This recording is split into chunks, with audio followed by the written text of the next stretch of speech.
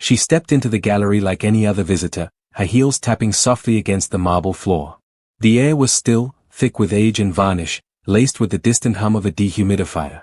Eleanor Morgan had always loved art, especially the haunting quiet of forgotten galleries. But today felt different. Heavier. She wasn't supposed to be here. The invitation had arrived anonymously, sealed in wax with no return address. Inside, a simple card bore her name in ornate script, and below it, the name of the exhibit, Reflections of Time. The gallery wasn't listed online. No social media, no maps, nothing. Just a street name she hadn't walked down in years. And yet, something pulled her there. She wandered past paintings of nobility and myth, her footsteps echoing between towering frames and shadowed corners. Her breath slowed. Every piece seemed to watch her, no, not her exactly, but through her. She tried to ignore it. Maybe it was the lighting. Or the silence. Or maybe it was the feeling she wasn't alone. Then she saw it. At the far end of the hall, in a room tucked behind a curtain of thick crimson velvet, stood a solitary painting. The only one without a nameplate. She stepped closer. And froze. Her pulse vanished from her throat. There, hanging in an ornate frame that seemed older than the building itself, was a portrait. But not just any portrait. It was her. Same eyes. Same lips. Same birthmark beneath her left ear. Even the curl of her dark hair had been captured perfectly. But the woman in the painting had aged. Deep lines etched her forehead. The once vibrant eyes had dimmed with decades of time. Her expression, haunted, resigned, was a mirror she'd never seen before. Eleanor touched her own face instinctively. Smooth. Untouched. She hadn't aged a day since her 27th birthday. A fact she'd buried deep, kept hidden from the world. Even from herself. For years, she had convinced herself it was genetics. Or some strange quirk of fate. But now it was staring back at her in oil and canvas. She staggered back. Her hands trembled. This wasn't a coincidence. Someone knew. Someone had painted her future. Or her fate. From behind her, a whisper stirred the air. Time always finds its way home. She spun around, no one. Her breath caught in her chest. The whisper wasn't angry. It was sorrowful. She turned back to the portrait. This time, something had changed. The eyes in the painting were looking at her. Not through her. Not beyond her. But into her. She stumbled backward, heart racing. She needed to leave. To breathe. To escape whatever curse hung over that room. She ran out of the gallery, not looking back, not even closing the door behind her. The air outside was cool and sharp, but it didn't help. She sat on the steps, gasping. A part of her wanted to believe she imagined it. A trick of the light. A memory distorted. But deep inside, something cracked open. Something old. And terrifying. She remembered the first time time stopped for her. It was 10 years ago, on the night of her 27th birthday. She had been hiking in the Dolomites, chasing solitude and sunlight. She slipped on a narrow ledge, tumbled down a rocky incline, and landed unconscious near a small shrine carved into the cliffside. When she woke, an old woman was sitting beside her, eyes like obsidian, lips whispering something in a language Eleanor didn't understand. She should have died. But she didn't. Instead, she walked away from the mountain without a scratch. Without a wrinkle. Without ever aging again. That was the day time lost its grip on her. And now, 10 years later, time had found her again. In the days that followed, Eleanor tried to resume her life, but nothing felt normal. Her mirror became a stranger. Every reflective surface, from car windows to teacups, seemed to study her too closely. Even strangers on the street stared a little too long, as if they knew. As if they'd seen her before, somewhere impossible. The portrait haunted her. Every night she dreamt of it, its eyes, its sorrow, the faint, suffocating scent of varnish and decay. And the whisper. Always the whisper. Time always finds its way home. Eleanor searched the city for the gallery again. Street by street. Door by door. But the building was gone. No velvet curtain. No marble floors. No sign it had ever existed. She even went to the address from the card, but it led to an abandoned bookstore long boarded shut. What was happening to her? One night, desperate for answers, Eleanor dug through her old journals. She found the one from her Dolomites trip, the last entry dated the night before her fall. The final sentence chilled her blood. She said the gift would come with a price. But I was too afraid to ask what. She had forgotten. Or been made to forget. The gift. The curse. The truth was tangled somewhere in the shadows of that memory. Her phone buzzed. No number. Just one word in the message. Return. She dropped the phone. Was someone watching her? Guiding her? Or was it her, the woman in the painting, trying to reach through time? She knew what she had to do. Find the portrait. Find the truth. Before time took back everything. Rain fell in waves, washing the city in a grey blur as Eleanor stood beneath the crumbling archway of the old bookstore. She had returned to the address, heart pounding, eyes scanning every crack in the brick and rusted lock. Something told her this place, this forgotten place, was more than it seemed. She pressed her hand against the decaying wood of the door. Cold. Brittle. Dead. But as she touched it, something clicked beneath her palm. A lock unlatched. The door opened, by itself. Inside, the scent of dust and forgotten pages filled the air. Floorboards groaned underfoot. Moonlight spilled through cracked windows, illuminating shelves long emptied of books, except one. It rested on a pedestal in the center of the room. Bound in worn leather, stitched with crimson thread. No title. No author. Just a symbol pressed into the cover, a spiral, spiraling inward endlessly. Eleanor stepped closer. Inside, pages of portraits. Hundreds of them. All painted by the same hand. All eerily lifelike. But the subjects. Every one of them bore the same dead, sorrowful gaze. Some had aged horrifically, faces sagging, eyes sunken into nothingness. Others were frozen in time, smiling, young, untouched by age, but surrounded by the aged world around them. Trees withered. Cities decayed. Only they remained. Her fingers trembled as she turned the pages. Then she found it. Her own face. Again. Painted in the same meticulous detail as before. Only this time, beneath it, was a name written in fine, golden ink. Eleanor Morgan, Subject 73. She gasped. Beneath the name, a note. Marked on August 12, 2015. Bound by brush. Freed only by return. Return. The message from the unknown number echoed in her mind. This was no coincidence. She kept flipping. At the very back of the book, tucked into a hidden pocket, was a folded letter. She unfolded it carefully. It was written in the same golden ink. To the marked one. You do not know me, but I have seen you since the day you were chosen. You were not the first, and you will not be the last. The gift you received was not chance. It was a trade. A moment stolen from death in return for a life lived outside of time. But every portrait must eventually reflect the truth. And yours has begun to. When a marked one approaches their reckoning, the portrait changes. The image begins to age.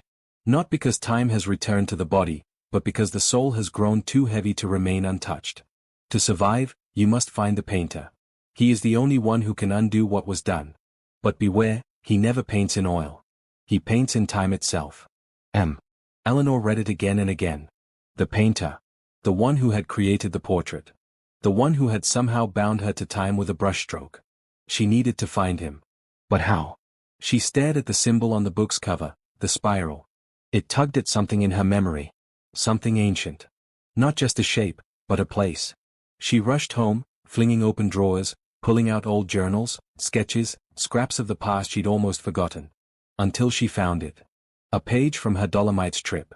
A drawing she'd scribbled absent-mindedly during breakfast at the base of the mountain. It was a spiral. Carved into the rocks.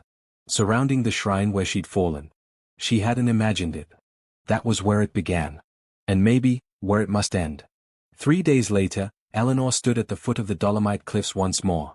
Mist rolled through the trees. The path ahead twisted sharply upward, vanishing into the fog. She climbed. With every step, the weight in her chest grew heavier. She felt older. Not in her body, but in her soul. As if the years she'd avoided were now pressing down, all at once. Hours passed. Her legs ached. The shrine appeared in the distance, half swallowed by overgrowth and time. But as she approached, she saw it, fresh paint. The spiral. New. Wet. Glowing faintly, as if alive. And there, sitting on a rock beside the shrine, was a man. He wore no coat despite the cold. His hair was silver, but his eyes, ageless. He held a brush in one hand. The other rested on a small easel, canvas turned away. He didn't look up. You came late, he said quietly. Eleanor's throat tightened. Are you the painter? He smiled faintly. Not anymore. Then who painted me? Who cursed me? He lifted his eyes, and they burned like candlelight. You painted yourself. She froze. I don't understand. You chose the gift, he said. When you fell. When you cried out to live. To stay beautiful. To remain untouched. You left behind your shadow. Your time. And you sealed it into a portrait, through me. She shook her head. I never asked. You didn't have to ask with words, he said gently. The mountain heard. The shrine obeyed. I was only the vessel. She stepped forward. Then undo it. I can't. Why not? Because the painting has begun to age, he said. And when that happens, there's only one way to end it. He turned the easel. There, on the canvas, was a new portrait. But not aged. Not youthful. Dying. Flesh decaying. Eyes fading. A single tear frozen mid-fall. Eleanor fell to her knees. No. The portrait is no longer just an image, the painter whispered. It's a countdown. Eleanor stood frozen before the easel, staring into a future too horrifying to comprehend. The woman in the painting, was dying. Her skin cracked like porcelain, her eyes a clouded gray, her lips parted as if caught in a silent scream. A single tear had been painted with such realism that it glistened under the mountain sun. How long? She whispered, her voice shaking. The painter didn't answer. I said, how long do I have before that becomes me? He sighed, gently placing his brush into a worn leather pouch. The canvas only finishes when your soul is no longer resisting. When you stop trying to live. I'm not dying. I haven't aged a day in 10 years. That's precisely the problem, he said. You're not living either. Time hasn't touched you, but that doesn't mean it isn't watching. Eleanor staggered back. The cold wind bit through her coat, but she hardly noticed. She looked at the canvas again, then back at the shrine behind him. It was here, she said. Where I fell.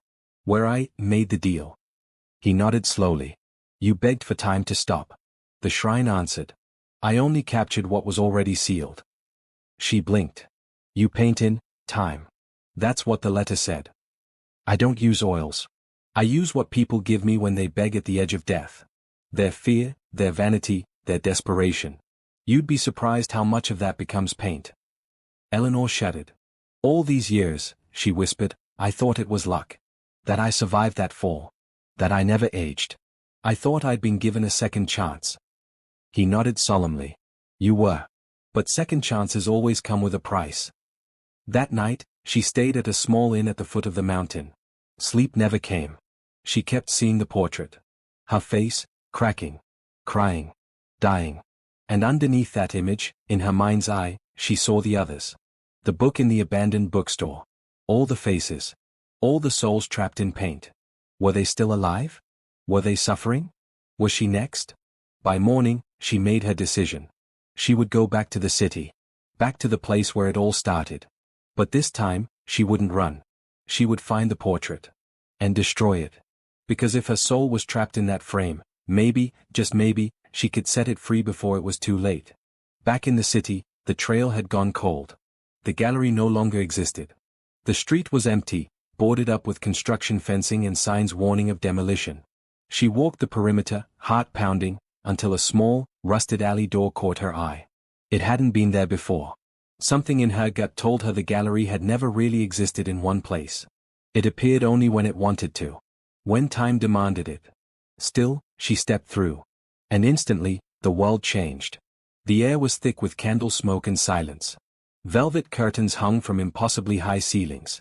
Portraits stared down from every wall, flickering in the dim light like they were breathing. It was exactly as it had been the first time. Except now, she knew.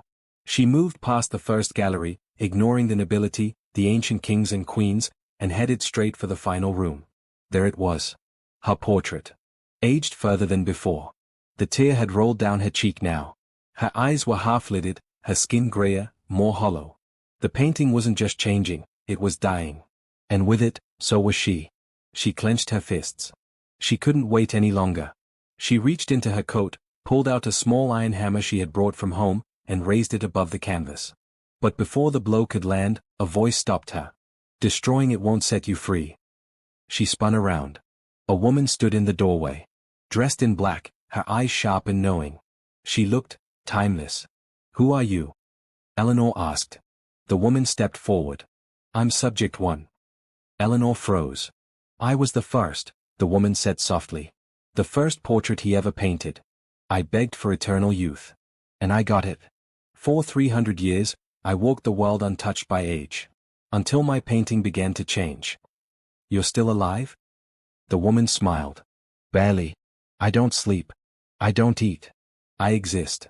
But my soul is trapped in that frame.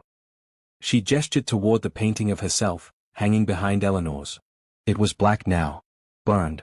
As if fire had devoured it from the inside. Why didn't you destroy it? Eleanor asked. I tried, the woman replied. But once the portrait starts to age, it becomes more than paint. It becomes a mirror to your soul. If you break it, you don't die, you just stop existing. Eleanor's voice broke. Then what do I do? The woman walked closer. Her footsteps didn't make a sound. You finish what you started. What does that mean? You made a deal. Time stopped for you. Now, to be free, you must return what you took.